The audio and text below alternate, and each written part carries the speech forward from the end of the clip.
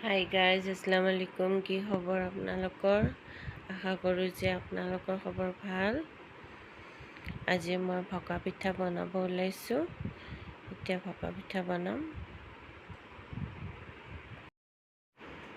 এইফালে মই চালনীত চাউলৰ গুড়িখিনি চালি ল'ব ওলাইছোঁ। এইপিনে চালি ল'ম মই।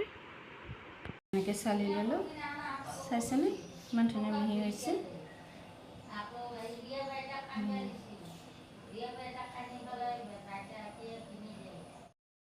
এয়া এনেকৈ আমি এই গুড়াখিনি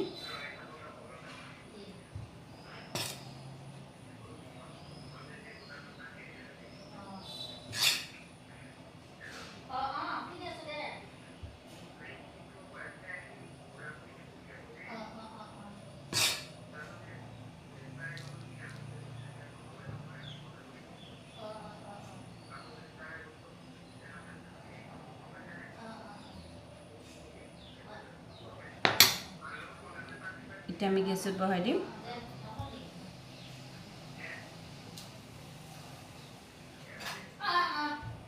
এয়া পাতিটো দিলোঁ।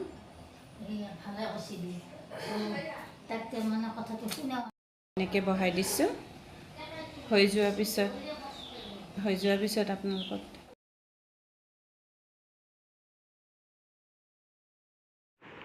এইফালে লগতে মই ভাপত দিয়া তুতুৰি পিঠাও বনাইছোঁ। এইটো হ'ল তুতুৰি পিঠা। চাওকচোন কেনেকৈ ভাপ ওলাই আছে। এয়া ভাপ ওলাই আছে।